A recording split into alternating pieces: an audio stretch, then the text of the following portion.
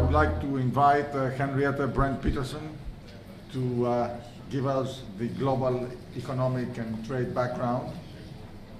Thank you for being a great partner for this event and for working with us around the world. It's a great friend, and thank you for being with us.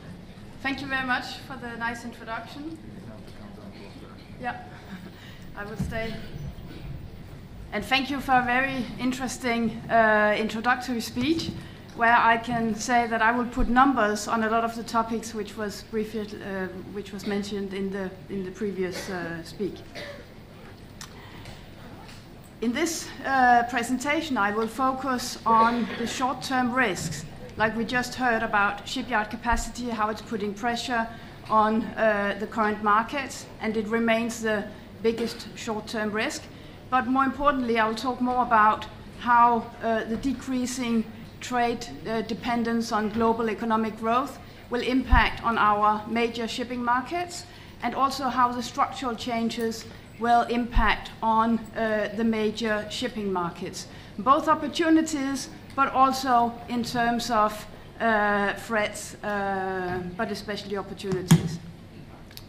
We have for several years been arguing that the traditional shipping cyclicality is no longer existing. We are temporarily out of shipping cyclicality, and we are looking at more short-term volatility.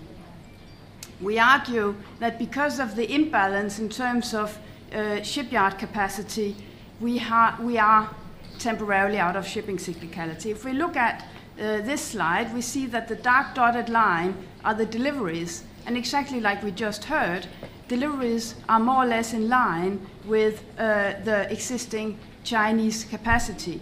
So the extreme mismatch between the capacity and the utilization is leading to decreasing utilization of the shipyards, and this remains the biggest short-term risk. Overcontracting remains the biggest short-term risk.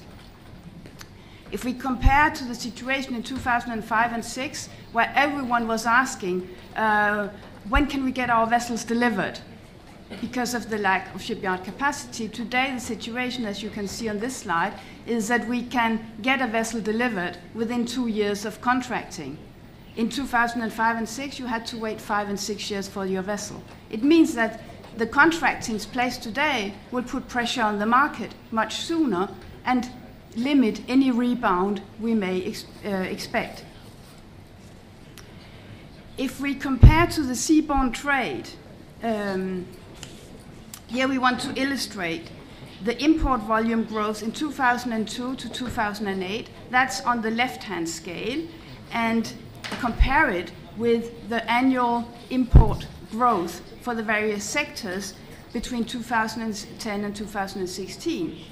And as you can see, if you are on the left-hand side of the dotted line, it means that the demand growth was much stronger in the early years. So all sectors and commodities have seen lower trade growth during the recent period. If we look at the total seaborne trade, it grew by 5.9% annually in 2002 to 2008, and only by 2.1% in 2010 to 2016. That is almost 3 times lower.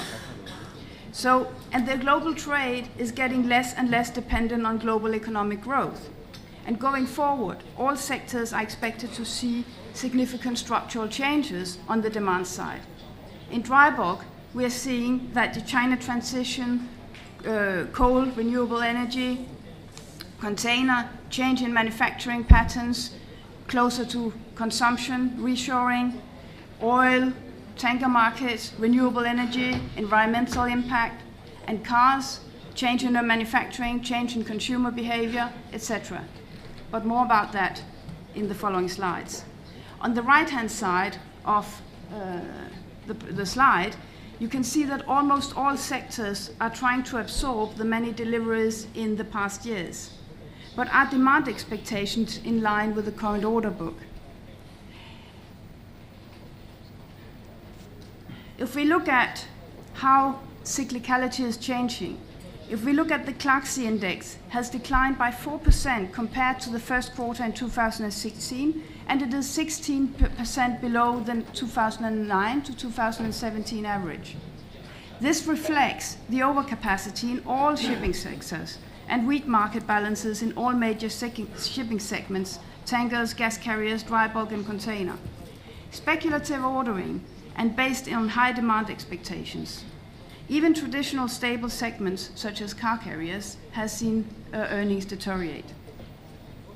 If we move on to the dry bulk market, on the long-term average, if you need to split between the left-hand scale and the right-hand scale to see that on the left-hand scale, the long-term average 2000 to 2016, and the right-hand scale development from 2016 to 2017.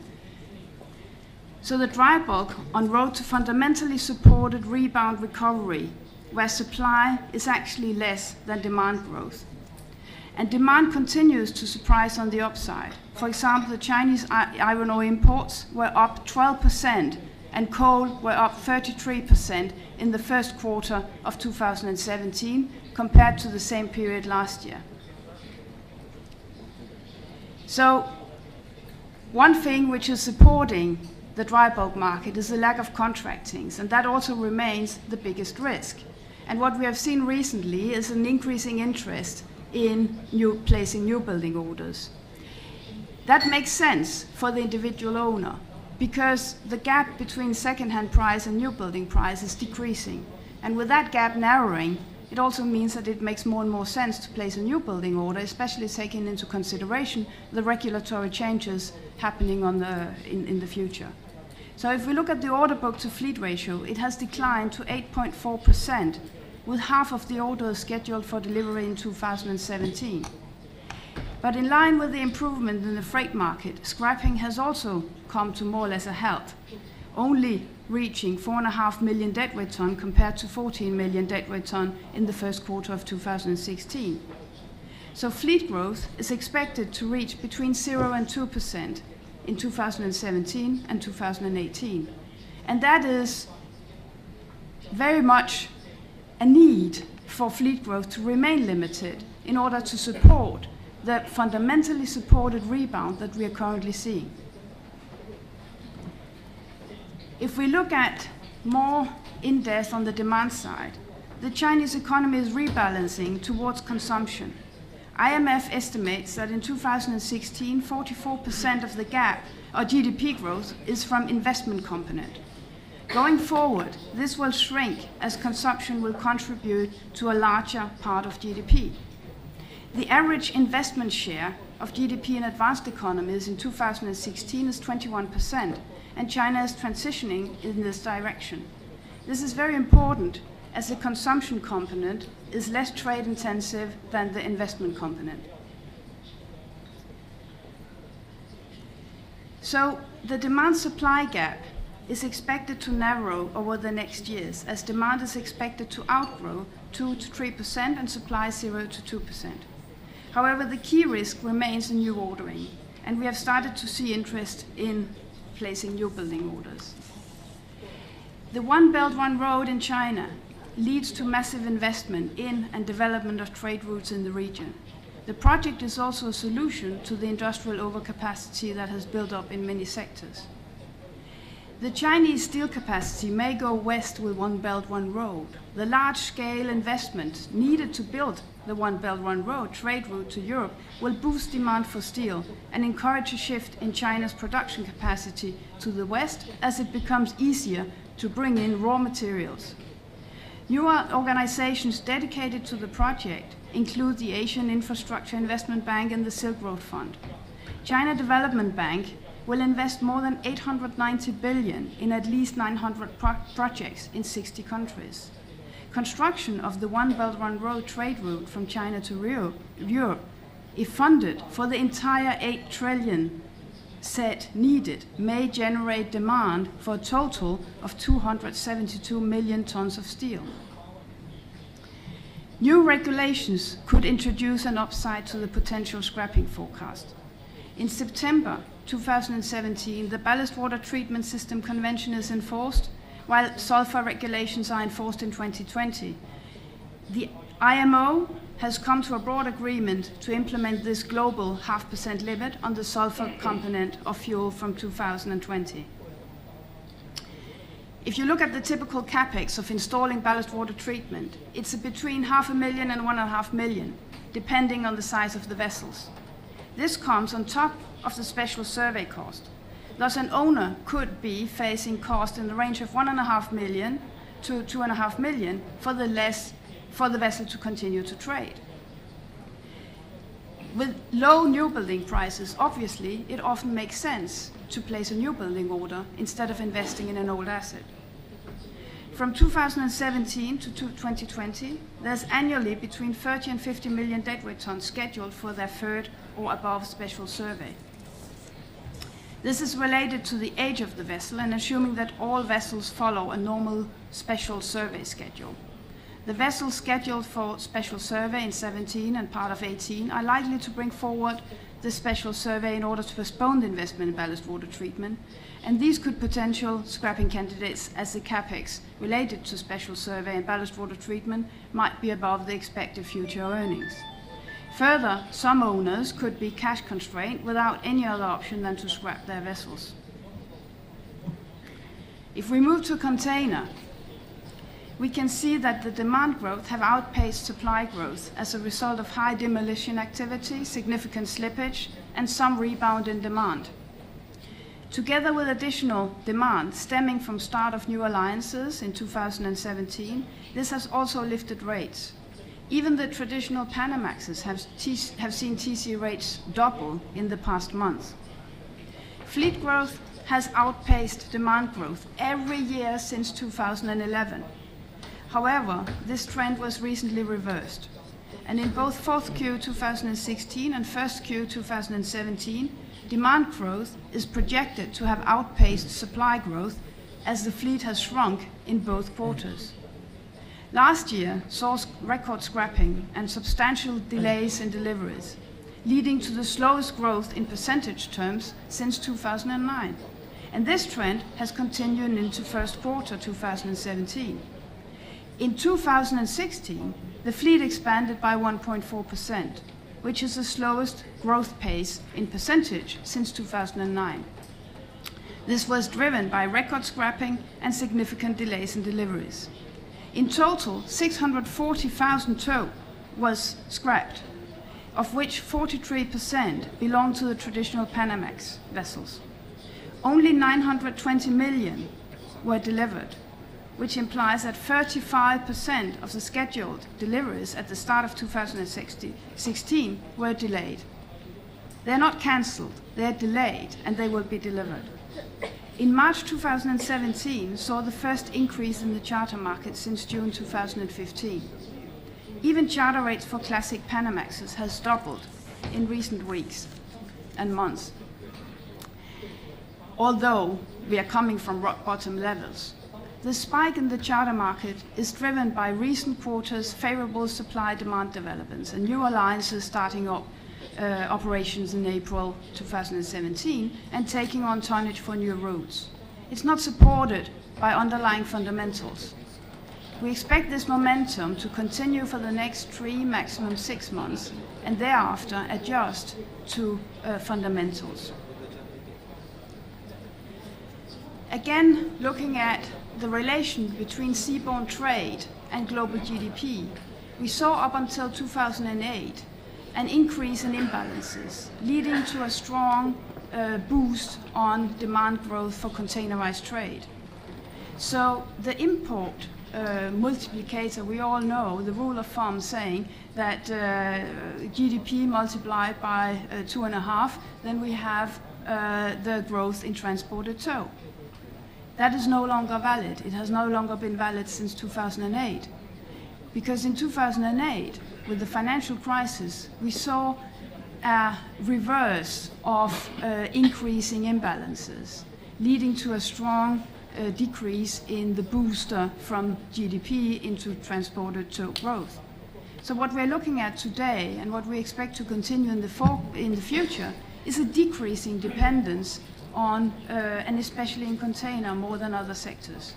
And we see that currently we're looking at at a GDP multiplier of 1.2. We expect that level to remain for the next couple of years, but it is with a downward pressure. That is obviously negative for the container demand in the future. It's also driven, first of all, by decreasing dependence of global GDP, but also on reshoring. We all, I don't know how many of you has a 3D printer at home, but we know that the structural changes materializing on the demand side in container is having a significant impact on the future demand side. If we put some numbers on it again, we see despite that a large scheduled order book for 2017 of 1.6 million tow, only 200,000 tow has been delivered in first quarter. Even if the record scrapping activities from 2016 is replicated in 2017 and we allow for delays in deliveries of the order book, the fleet will grow around 3 to 4% in 2017. Only 7 vessels above 10,000 tow were delivered in the first quarter, which has limited the cascading pressure on the smaller vessels. 70 vessels above 10,000 tow, 70, are expected to enter the fleet in the remainder of 2017, and as a result, we expect the cascading pressure will intensify and also place a downward pressure on charter rates. So we expect the downward pressure on the container market to return within the next 3 to 6 months. In aggregate, no major improvement in the supply-demand balance is expected in 2017 and 2018 in the underlying fundamentals, but we expect to see volatility as we are currently seeing. Mismatch between the future supply and demand growth, many larger vessels in the order book will lead to increasing and intensifying cascading. And liners ordered larger vessels in to lower their unit cost, while they suddenly be interested in cheap old Panamaxes, apart from chartering to fill short-term gaps on trades. Global economic growth is gaining momentum with recovery across regions. IMF upwards adjusted their forecast in April 2017 and expects world economy to grow at a pace of 3.5% in 2017, which is an increase from 3.1% last year, and expectations for 2018 is 3.6%. However, global uncertainties have increased with Brexit, critical elections in Europe, political paradigm shift in the US, and huge geopolitical challenges. A final note on the container market. One of the big which is so different from other shipping sectors, one of the major differences that we expect to lead to what we call the double dip and the triple dip is the contract coverage.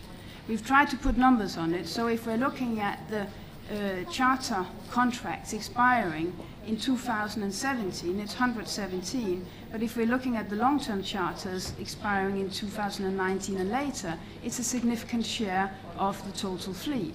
And those contracts were at a relatively high earning levels compared to the current market, even the increased market that we're looking at today. So that means that when these contracts are coming off charter and up for renewal, this will represent a significant challenge on the cash flow because they will be renewed at a lower rate. A final word on, I'm running out of time, so a final word on the tanker markets. We see that we expect the continued strong demand growth, especially for product tanker markets, but also a stable demand growth for the crude market. But both sectors are exposed to supply growth growing by more than the demand growth in 2017, but we expect a more balanced market already from 2018, and we are seeing that the challenges that we are experiencing in 2017 is bottoming out in 2017, and we expect an improvement in the market from 2018. So I think I kept within time, and thank you.